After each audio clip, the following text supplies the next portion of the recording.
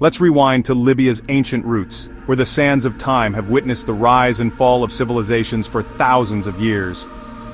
Long before the world knew it for one infamous leader in a tent, Libya was a land of nomads, traders, and storytellers.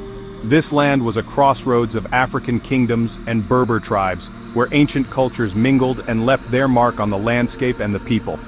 A vibrant hub on the Mediterranean, Libya was a place where cultures met, traded, and sometimes clashed, its ports echoing with the sounds of many languages. Libya's deep history shaped its powerful identity, setting the stage for everything that followed, from ancient empires to modern revolutions.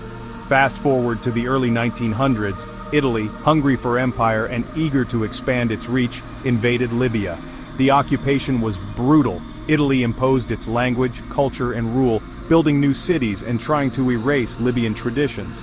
But Libyans, led by legendary figures like Omar al-Mukhtar, fought back fiercely, refusing to surrender their homeland or their identity.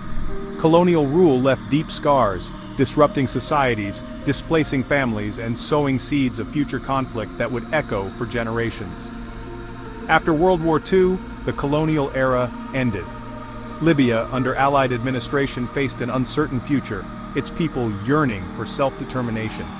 In 1951, after UN negotiations, Libya became independent, a constitutional monarchy under King Idris, and hope filled the air. Hopes were high, but the country was poor, mostly desert, and sparsely populated, with few resources to build a new nation.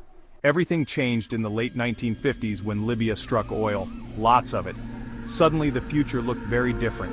Overnight, Libya went from one of the world's poorest nations to potentially one of the richest, as oil money began to flow in.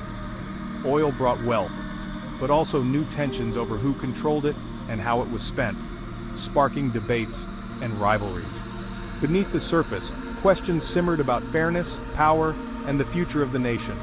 This set the stage for a dramatic new chapter, one that would soon be dominated by a single, unforgettable figure who would change Libya forever. Libya's ancient roots and colonial scars would shape every twist to come, echoing through its politics and its people. And the world was about to meet Colonel Gaddafi, a man who would leave an indelible mark on Libya's story. In 1969, while King Idris was away for medical treatment, a group of young officers led by Muammar Gaddafi staged a swift, bloodless coup that would change Libya forever. The old monarchy, seen by many as out of touch and beholden to foreign interests, was suddenly swept aside. Gaddafi, just 27 years old and full of revolutionary zeal, promised to kick out foreign influence, share the nation's oil wealth with ordinary Libyans, and restore a sense of national pride that had long been missing. He abolished the monarchy and declared the birth of the Libyan Arab Republic, capturing the imagination and hope of many Libyans who dreamed of a new era. Gaddafi introduced his own political system, the Jamahiriya, claiming it was a form of direct democracy, where the people would rule themselves. But in reality, he held all the power, making every major decision himself. Political parties, independent courts, and a free press quickly vanished. Dissent was crushed, and those who spoke out risked everything. Yet, Gaddafi used Libya's oil money to build schools, hospitals, and roads. Literacy rates and life expectancy soared, and for the first time, many Libyans saw real improvements in their daily lives. He launched the ambitious Great Man-Made River Project, bringing precious water to cities from deep beneath the Sahara, a feat that amazed engineers worldwide. For many, life improved, and Gaddafi became a symbol of defiance against the West, standing up to foreign powers and asserting Libya's independence. But his rule was totalitarian. Revolutionary committees and secret police enforced loyalty, monitoring citizens and stamping out opposition. Opponents disappeared without a trace, and fear ruled daily life for those who dared to question the regime. Gaddafi cultivated a bizarre cult of personality. Military uniforms one day, Bedouin robes the next, and endless rambling speeches that became legendary for their unpredictability. He was revolutionary, dictator, and showman all at once, always keeping the world guessing about his next move. For 42 years, Gaddafi's grip on Libya was absolute, his presence shaping every aspect of the nation's life. His rule brought both progress and repression, hope and fear, leaving a legacy that still divides Libyans today. The world watched, fascinated and horrified as Libya became a stage for both grand ambitions and deep suffering, and Gaddafi's ambitions were only just beginning, setting the stage for decades of drama on the world stage. Gaddafi didn't just want to rule Libya, he wanted to lead Africa. His ambitions stretched far beyond his own borders, envisioning himself as a unifying force for the entire continent.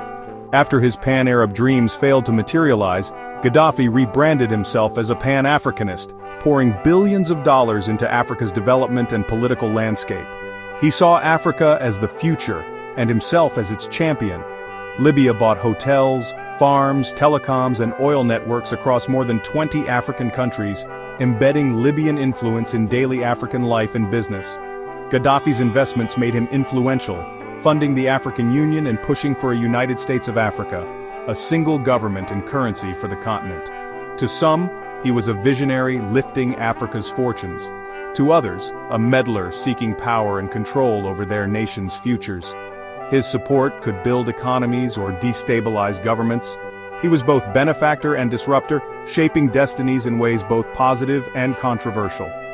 Gaddafi's African legacy is as complex as his rule at home, marked by both admiration and resentment. He built alliances but also fueled conflicts, sometimes supporting rebel groups or intervening in disputes. His money and ambition left a mark on the continent that still lingers today, shaping economies and political alliances.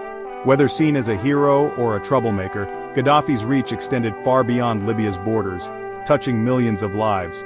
But even as he courted Africa and tried to shape its destiny, the world, and Libya itself, were changing fast, setting the stage for new challenges and upheavals. In 2010, Gaddafi did the unexpected. He publicly apologized for the Arab world's role in the trans-Saharan slave trade. It was a rare, powerful admission, forcing a conversation about a painful, often ignored history. Gaddafi called for reconciliation, hoping to unite Africa and heal old wounds. This was part of his late career rebranding, giving up weapons programs, settling old disputes, and seeking global acceptance. But as he tried to reinvent himself, the Arab Spring erupted next door in Tunisia.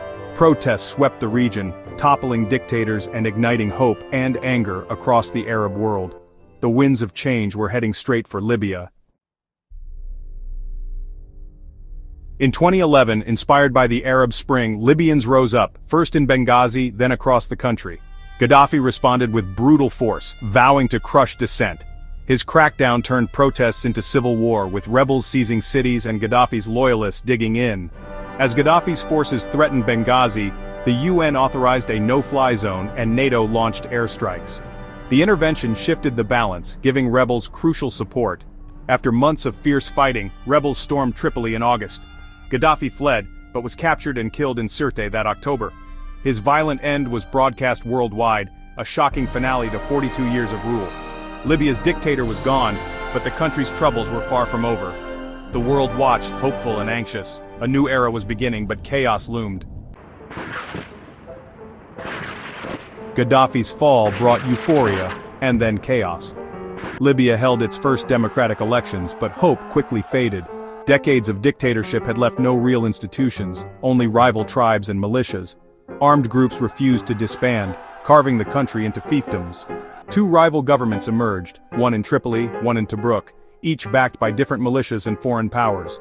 Civil war erupted again, shattering the dream of unity. The economy collapsed, basic services failed, and extremist groups gained ground. International peace efforts struggled against deep divisions and outside interference. Libya's revolution had turned into a nightmare of endless conflict. The nation was fractured, its future uncertain. By late 2025, Libya is quieter but not truly at peace. A fragile stalemate holds, offering a rare chance to rebuild. Technocrats at the Libyan Investment Authority are reviving Gaddafi-era African assets, shifting focus to economic growth and modernization. Companies like Laco are rebranding, investing in agriculture and technology, aiming for real returns, not just political influence. Challenges remain: political divisions, armed militias, and deep social wounds. But there's a cautious hope, less about revolution, more about reconstruction. Libya's story is a lesson in how one man's legacy can echo for decades. The journey isn't over, but Libyans are determined to write a new chapter.